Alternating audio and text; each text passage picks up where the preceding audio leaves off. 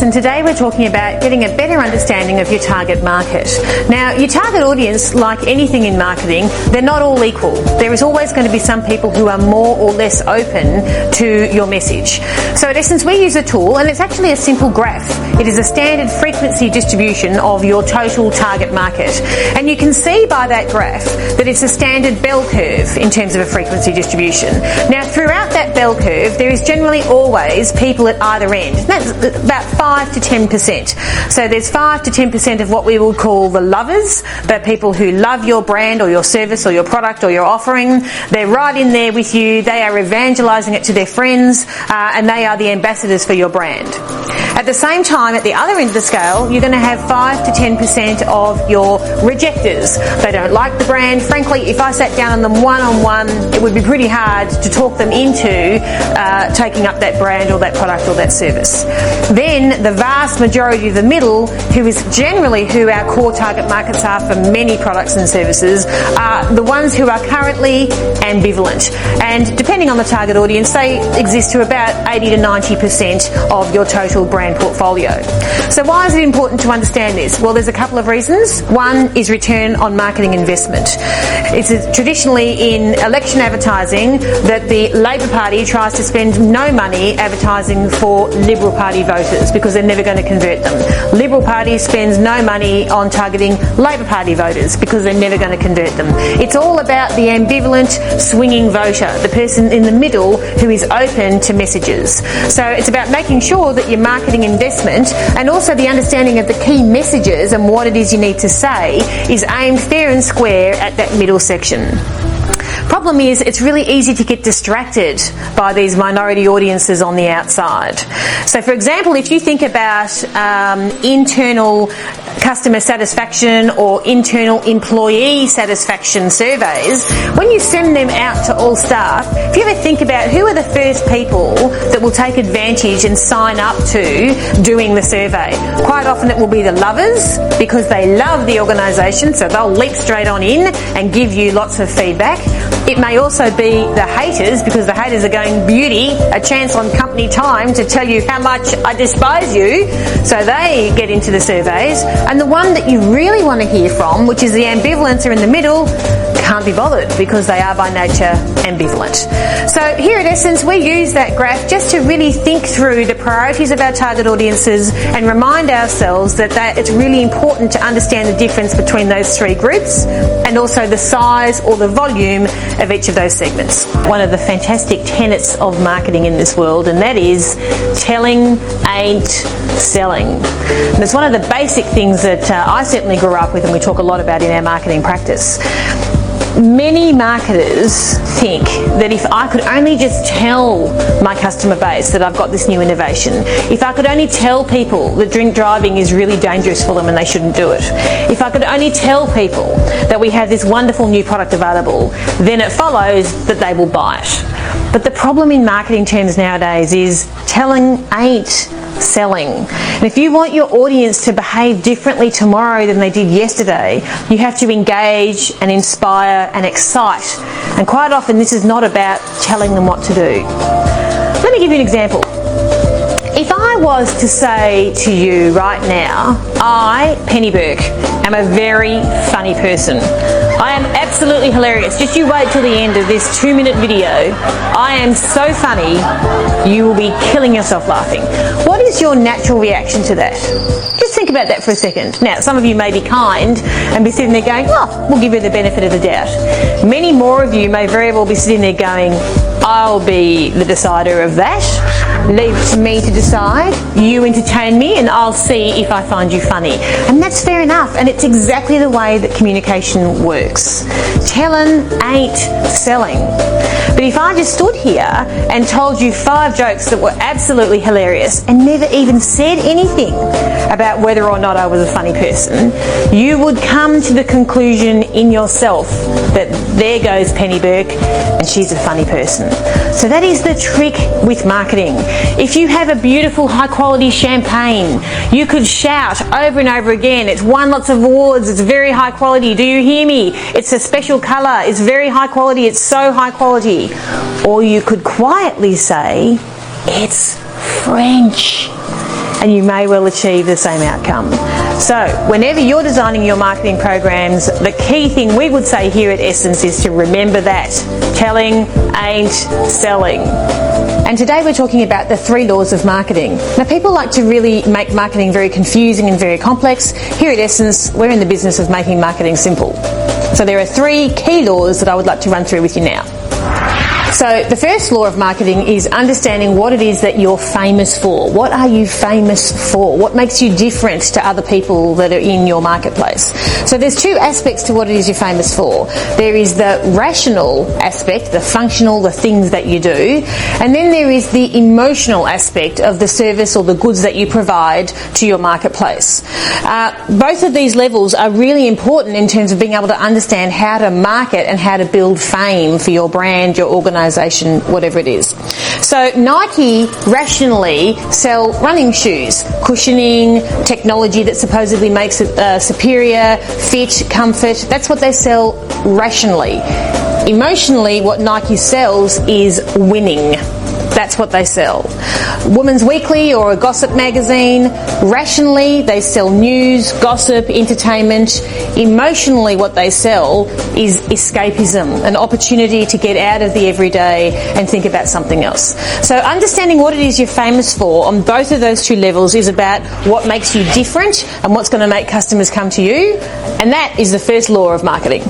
So the second law of marketing is the importance of delivering it consistently. So no one deliberately goes out to market and tries to be inconsistent in their delivery. It just happens by chance. So people get busy, they make decisions that aren't quite right, they hire the person that they probably shouldn't have, the minister asks them to do something and they do it even though it's perhaps not right for the strategy. So what happens over time is that each time this happens, they take a 5-degree step to the left. Now, in and of itself, 1 step to the left isn't a problem. But what happens over time is it goes 5 degrees to the left, 5 degrees to the left, 5 degrees to the left, and before you know it, you look back over time and you are 45 degrees left of centre of where you started. And that is a real problem from a marketing point of view. So the second law of marketing, once you know what it is you're famous for, deliver it consistently. So the third law of marketing, once you know what it is you're famous for, once you can deliver that consistently, the third law of marketing is how can I leverage that position? What are all the range of marketing tactics, of things that you can do that will cement in the mind of your target audience, your stakeholder, your priority population, whatever you want to call it? How do you cement in their mind what it is that you're famous for? How is it that you can leverage that position against everybody else? So they are the 3 laws of marketing. Know what it is you're famous for, both rationally and emotionally, deliver it consistently, and then leverage that position. There's a lot of things when it comes to be competitive. I'll ask most business owners that I'm mentoring, I'll say, what's your competitive edge? And they normally will say to me, it's my product. Problem with that is I can come up with another product that's similar, if not different, or the same, and then compete against you in business. Then they'll say to me, oh, look, it's my price. My price is my competitive edge. Problem with that is I can then come up with another price point and then just go and undercut you if that's the way that I want to run a business. So your competitive edge has to be your people. Has to be your people, has to be your staff, has to be you as the business owner, because that's the one thing that your competitors don't have, is they don't have your people. Now, if you want to know the secret to success in business, this is extremely deep. For the people that have not heard me before, I am like a Zen master when it comes to the intellectual stuff that comes out of my mouth, just giving you the heads up on that. If you want to succeed in business, the only thing that you need to do is make sure you don't suck as much as your competitor. That's about it, really. So they've always got to suck more than you. If they don't, there's your problem. So it's not about hitting this whole level of excellence, because we're never going to get there in business if you're really honest about the whole thing, because the thing's moving all the time. It's just being better than our competitors. So we need to know what they're doing, and we need to know where they're sucking, and we need to make sure that we're not sucking in the same part. So when your customers come to your business, have anything to do with your business, your customers want you to have, and your staff, they want you to turn up to work with one thing. Do you want to know what it is? I'm going to tell you. Gas. They want you to have gas every time you come to work. So you've got permission now. Gas, and I'm going to keep this nice, is they want you to give us stuff. That's what they want. Can everyone in this room put yourself in the consumer mindset, because you are consumers every single day when you leave your work? There's nothing worse than having someone not care. Recently I did a staff training with a trampoline place, you know, those ones where you send your kids there, they break their arms, stuff like that. And I had to he wanted me to come in and train his staff for an evening. Oldest staff member was 19. I'll tell you where our problem, this is where he's going to show you where the problem is. So when and if you've got young staff, this will show you what the problem is. When I spoke to, I said to them, how many people here have had a great experience in customer service lately? Yeah. Okay. What's the last time you had bad customer service? Yeah. You know, the problem with the younger generation, they've never experienced fantastic service, so they've got no level to go from. So grunting is not part of good service. What we've all got to do when it comes to, and this is all I'm going to talk about today, and this is the reason I'm talking about it, we've got to actually set our own baseline in business. What is acceptable, what is not acceptable. Just because as the business owner, I know that you probably and hopefully and would give fantastic service, because the reason you have to, if you don't pay your house off. Right, so you've got more emotional attachment to the outcome, so you're always going to give better service and do a better job than any of your employees, because they don't have that baggage that you've got, good baggage. So what we've got to do is actually set a baseline. Most people in business never set. We employ staff, and I never read a resume, because as if you're going to say, I really suck at customer service on your resume, right? You're going to tell me what you think I need to hear. And we look at people's resumes, great at customer service. Awesome! Come and look after my customers. It's like you coming to my house, which I'll come to your house actually, and I'll say to you, look, you're after a painter, and I'll go, yeah, I can do that. Pretty sure you would like to see my qualifications before I start painting your house. But it's amazing how many people we put inside our business that we don't look at their qualifications, nor do we train them on how we would like them to do and look after our customers. So, I'm going to go through the 5 things. Oh, the other thing, what do you think, before I go any further, what do you think that we're now competing against? Everyone in this room has got the same competition with a customer. What do you think it is? What did someone just say? Time? Time. Last Christmas, my beautiful wife, who's sitting over there, next to my beautiful daughter, said to me, what would you like for Christmas? And I said, I'd like a watch. I love watches. I'd like a watch.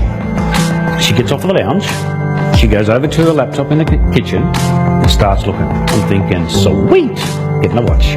Still watch TV. About 45 minutes later, I look across and thinking, she's doing all right. Looking for a watch. Got up to get a glass of wine about an hour a bit later, thinking, well, she's putting a lot of effort in. I really appreciate what she's doing. I said to her, look, do you need a hand? As I walked past, she goes, with what? I said, my watch. She said, what watch? I said, the watch you're going to buy me. She goes, I'm looking at handbags. How do we get to that? Right. This is the thing that we need to all understand. You might have the best widget under the sun, the best whatever that you've got. You know it, everyone knows it, everyone has bought it, they all love it. Problem is, anyone that's potentially going to come and find your business, they've got other stuff that they're going to get done by the bright and shiny thing. So there's got to be something there that's tangible. You don't have to have the best business, but if you've got the best experience and best customer service, which are all intertwined, you can't separate experience and have shit house service, they've got to be the same. So if you've got that there, then people will be more forgiving if you don't meet everything that they hope that you would meet. We've got to make sure that our interaction with our customers is authentic. They can get fake crap anywhere. They can get no experience nearly everywhere. So the minute that you give them a fantastic experience, you've got a customer for a long time. Your job then comes back to the first thing we spoke about, is make sure you're consistent with it. And if you train your staff correctly, and that this is now a non-negotiable, this is all above and sits above our baseline. This is all the things that we want our customers to do. That's all we want, our staff to do, and this is what we want to give our customers. Could be one of them, could be all of them. If we do that, then we're going to get people to come back. And the one thing that will happen, as we spoke about before, is we then created a fan.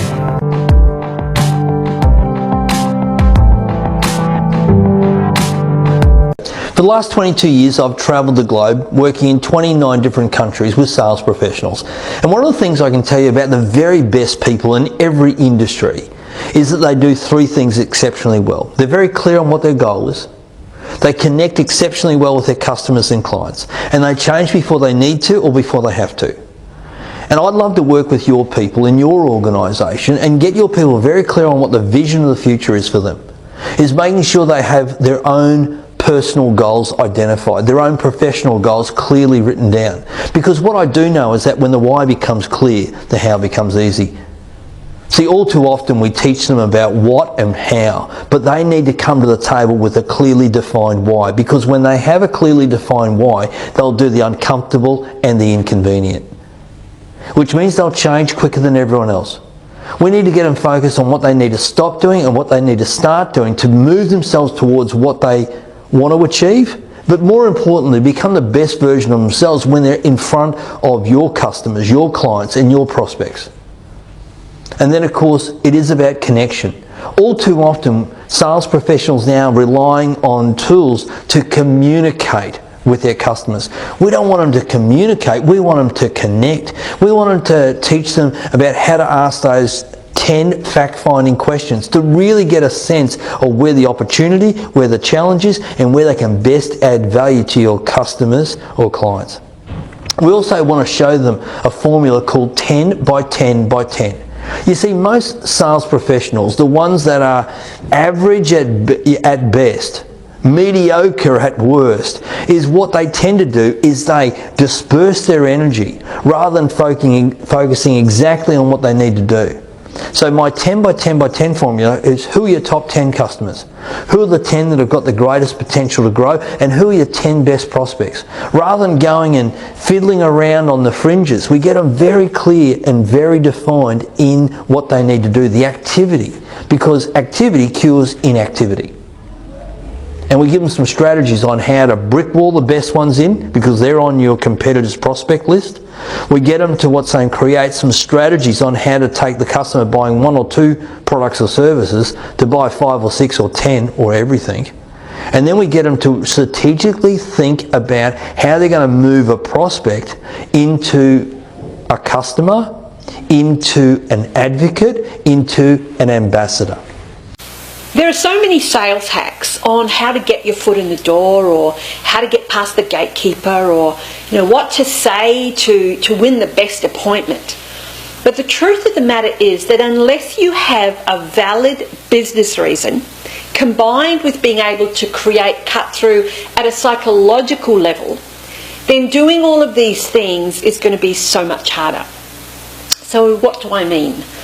Well, when you want someone to understand something, or to give up some of their precious time for you, or you want somebody to align themselves to whatever cause that you want them to align to, and that could be seeing someone they don't know for the first time, by the way, like a new prospect, then creating shortcuts in their thinking is critical, and language can help us to do that. So when I say language, there is one word that jumps out at me that is very, very powerful. And that word is the word because. For some strange reason, when we ask for something and then we follow it up with a reason why we want it, it reduces resistance and it increases other people's compliance.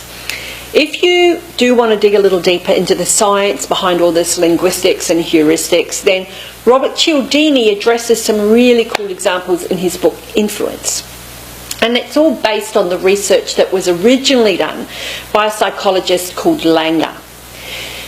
So if you are wanting to get an appointment, let's say, or you might be trying to make up for a mistake, or you want to appease a client perhaps because there's delays in stock, or maybe you're simply giving something away for free, then increase the amount of yeses you get by using a little word called because.